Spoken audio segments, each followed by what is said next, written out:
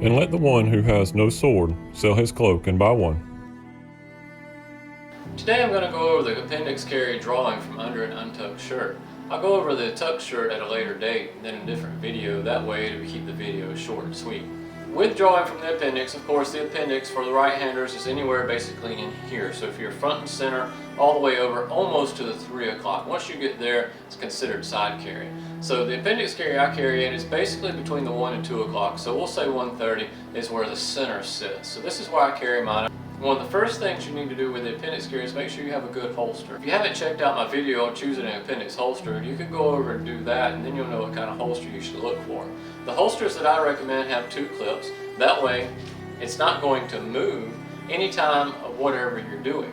Whether you're working in an office up and down out of a chair all day long, or you're a construction worker, with 2 belt clips, it's not going to move. An industrial worker, it doesn't matter at this point. It's not going anywhere. I've done plenty of projects. I built basically a small porch on the back of my house, wearing it here. It never moved. It was always the same place, and I'm so used to carrying it, it was comfortable and didn't bother me.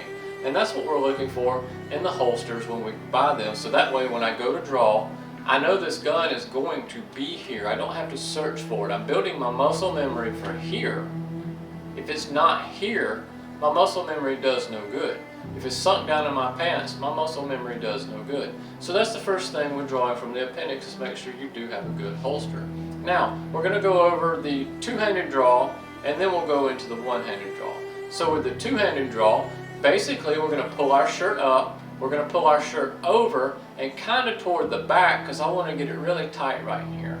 Reason being, if I just pull up and I come out like that, if I don't get it high enough, I've really caught and I can throw my gun off if I'm really in a hurry. And in a defense situation, you are going to be. We want our shirt out of the way when we go to draw it. Now, when I draw, I'm going to go up, over, and kind of back. It's going to be one fluid motion basically. It's going to be something like that. Now I can go up past my shirt and I can come out. This is what we want. We don't want it to catch on anything. So again, we're going to go up, over, and back. And it's going to look like one fluid motion. It's going to be up, over, and back. Draw, punch forward. And we need to practice this. Even those of us that have been doing this for a long time, I practice this 3 times a week once I get down to where I need to be. And where you need to be, and I go over all my videos when you're drawing with a shot placed on target with a laser cartridge in your house, is you want to be about that 2.5 second mark. That way it gives you a little bit of room for error in an actual attack. 2.5 seconds is pretty quick, and if you can do that or better, I'm not saying you can't get quicker, because the appendix carry is a very fast draw straight on. And the 2.5 second mark with the appendix carry is not that hard, but it does take a lot of practice. I suggest practice that 5 minutes a day until you get to the 2.5 second mark with your laser cartridge in your house, practicing that draw. And once you have that draw down, back off to about 3 days a week. If you keep that 3 days a week, you'll be there every time. And even those of us that have been doing this for years, I still need it 3 days a week. That way I can keep my skill set to where it needs to be, and I'll be ready for an attack if it actually happens. Now, the second way we're going to draw is similar, but you're going to go up, over, and down behind the gun, grip the gun, now pull it out. The shirt is still out of the way, but it takes a little bit more effort as far as I'm concerned. I like the other way. I like this. It's kind of going down to the side. I'm just kind of doing something with my hand really there. So basically the way I do it is I do it kind of like this and then there. That's pretty much the way I do it, but it takes practice for how you're going to do it. However, up, over, and down behind as you grab, now you can go out. This is the second way. I refer this to a lot of people because one of the ways that I actually do like with drawing one-handed is basically the same thing.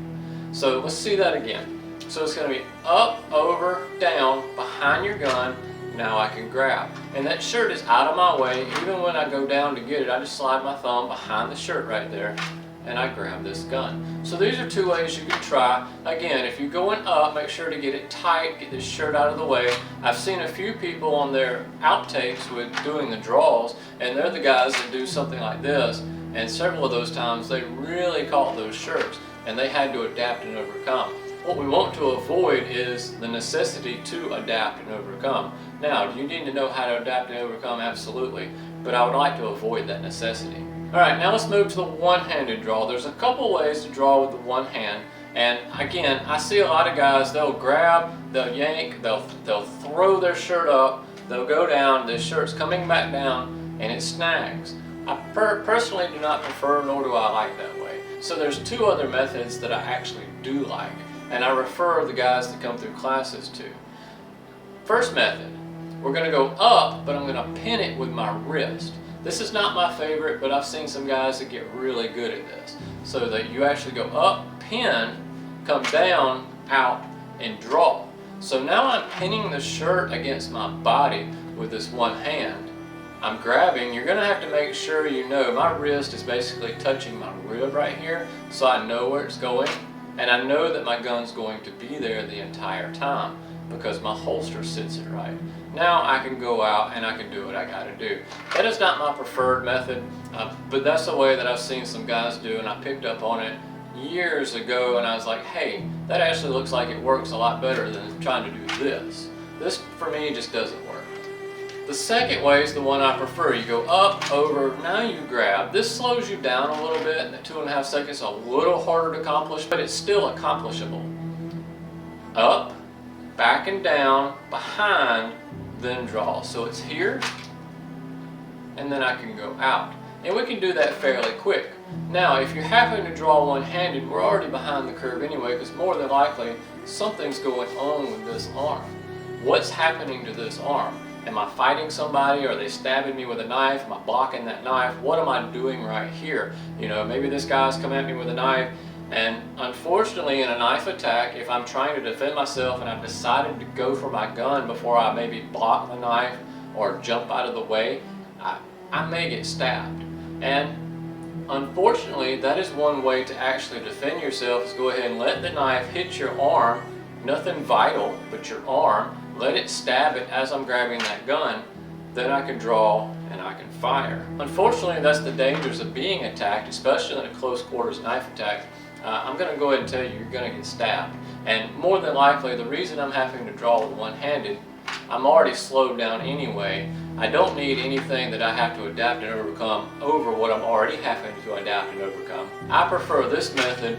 I'm not having to adapt and overcome, nor am I having to worry about tucking the shirt back like that. So the second method behind here is my preferred method, and this is what I suggest to everybody. However, I have seen some guys that can really get that part down really good. So whichever way works for you, those are 4 different ways, 2 with 2 hands, 2 with single hand, that you can practice the appendix carry. I hope this helps you out in your daily carry of small arms.